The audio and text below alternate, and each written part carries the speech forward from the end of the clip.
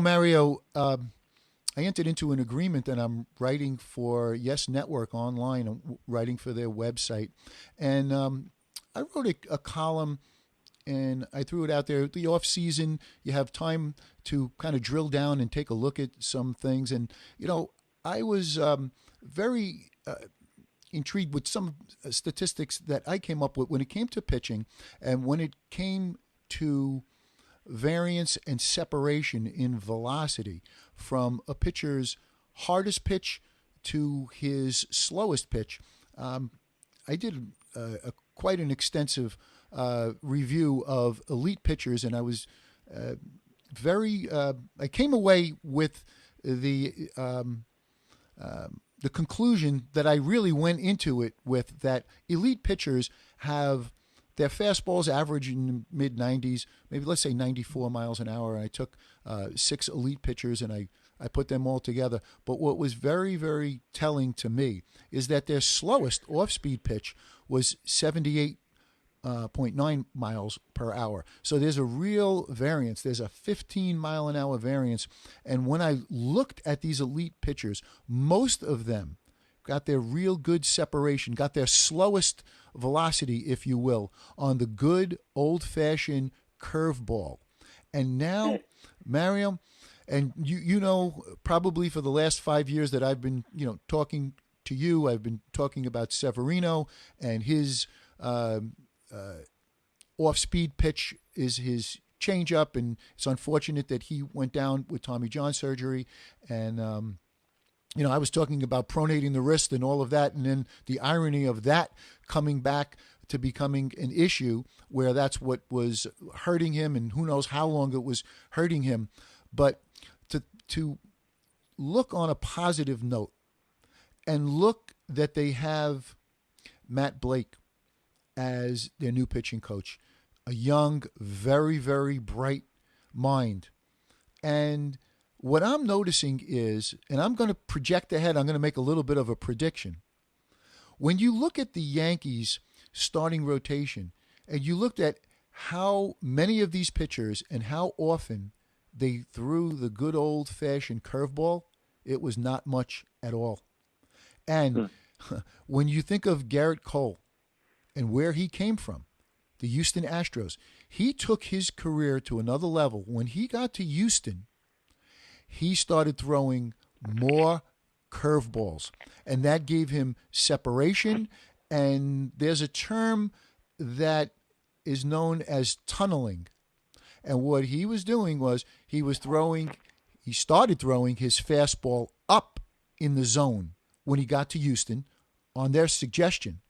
So he's throwing his fastball up in the zone, and he's throwing that good old-fashioned 12 o'clock to 6 o'clock curveball. So both pitches, the fastball and the curve, are starting out through the same tunnel, high up by your letters.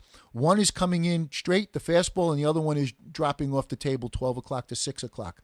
Mario, I'm going to tell you, I think between Garrett Cole, and I'd like for you to give me a couple of thoughts about Garrett Cole, talk about checking off all the boxes. But he's somebody that has this ability in him to not only want to be great, but he's got a little bit of a coach in him where he's very willing to share his thoughts. I think you're going to see, just a prediction on my part, you're going to see more curveballs being thrown across the board by Yankee pitchers than they have in the past. Yeah, I would have to agree with that. There's a couple guys that I saw that have been messing around with it in the bullpen, and I think it's definitely, it's funny you say that, and your predictions usually do come true from my experience. So, but yeah, so there are a couple guys that are messing around with the curveball, and as far as Garrett Cole, you're exactly right.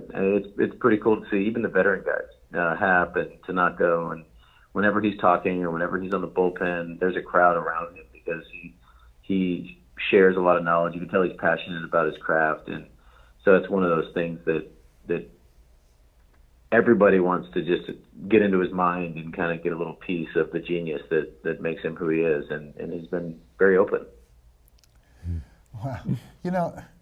It's so bittersweet. That was only recorded 3 days ago, and with all of the events going on in the world, let's just, if we can, we'll go back to the last episode if we can, and we'll go over to the next graphic. What's the difference? You could see I wrote that column on February 11th, and so we'll fast forward, and if we can, if we go over to our next graphic, the Mets, lo and behold, start talking about exactly what I was talking about, velocity separation. And as you know, Anthony, I've been screaming about that with the Yankees, that they're overlooking that for it feels like about the last decade. But I'll certainly say going back at least as far as Phil Hughes, and then Pineda, and then Severino. So it's close enough to a decade. What I like to do is I like to just play quick audio. Let's see if this. School outing for Thor, but Luis Rojas at least said he had some good stuff. I like the velo separation, fastball and firm, and the separation of his breaking ball was pretty good. I hadn't heard that one before. Right. It makes sense, Yes. but velo separation? That's exactly what I was going to say. You understand what it means, but I've not heard it phrased that way. No, just never. yet. That's the and first there has been a lot of talk about the. So I guess they don't watch this show. And I guess, possibly they don't read my website because they never heard of it, on WFAN. But that's exactly what I've been talking about. That made me very proud because, again, it's not just something that everybody's talking about, but I feel that it is very, very important. And I've been trying to get the Yankees more focused on it, Anthony. I mean, it's just unbelievable. So, as you know, and it's very cool, and I'm very proud of it that I've entered into agreement to write some featured columns for Yes, and that's very, very nice, and it's a wonderful honor. My first column was called Cold Hard Facts for Yes. My next one is going to be Ahead of the Curve, okay, because for what you just heard there, where I'm making the prediction that I think you're going to be seeing a lot more curveballs being thrown by Yankee pitchers, starting pitchers, specifically. And when you think about it, Severino never threw a curveball. Pineda never threw a curveball. Tanaka, interestingly enough, last year, ladies and gentlemen, Tanaka, and he is great, and he's got the whole bag of tricks. Take a guess what percentage of time he threw a good old-fashioned curveball last year. 3%. Wow. I'm going to make a prediction. That number is going up. And I'm also going to make a prediction that don't rule out the fact that you see him using that concept of tunneling, where a lot of times, ladies and gentlemen, you'll see Tanaka, when he throws his fastball, like a lot of times, a lot of stuff is down in the zone where he's throwing the fastball down in the zone, and if he throws the splitter, then it's going to fall off from there. But keeping everything down, and batters are beating it into the ground and everything like that. But just think about only 3% curveballs. Just think if he threw that curveball, and he also, with the same tunnel, threw the high fastball, as great as Tanaka is, let me tell you, now for a batter, if he's got to cover from the top of the zone to the letters and even above, because these batters, because they have the launch angle and the uppercut swing, they think they can get to those high pitches. So could you imagine expanding the zone up there, and then also with the same pitcher, Tanaka, you have to cover that splitter? Good luck.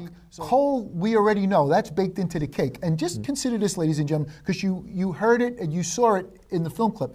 I'm talking about Gerrit Cole going from Pittsburgh to Houston. When he gets to Houston, you hear what I was explaining. Consider this, ladies and gentlemen. In 2017, okay, that's the year before Gerrit Cole got to Houston. That's the year that Houston won the World Series without him. But consider this, 2017. What does everybody talk about now about 2017 season? The cheating with the banging on the the garbage pail. Well, consider this. Consider what I'm dwelling on. Consider what I'm talking about. Do you all remember Lance McCullers when he threw 24 straight curveballs in the ALCS Game 7? 24 curveballs in a row to 6 different Yankee batters to end the ALCS and take the Astros and put them to the World Series. That has nothing to do with cheating. Getting back to my point, you're going to have, in my opinion, I think Tanaka throwing more curveballs. You're also going to have Gerrit Cole, doing his thing. And you know what, we tend to forget, but Domingo Germán, he does throw a lot of curveballs. I mean, I didn't mention him when I was chatting with Mario, but he would be an outlier. He is one that threw a lot of curveballs. Then when you also think about it, ladies and gentlemen, very, very exciting. I mentioned Clark Schmidt. What's his number one pitch? The curveball. Then consider this. Who's the other big prospect? Davy Garcia. What's his best pitch? Curveball. So when I put it all together, I'm painting a picture.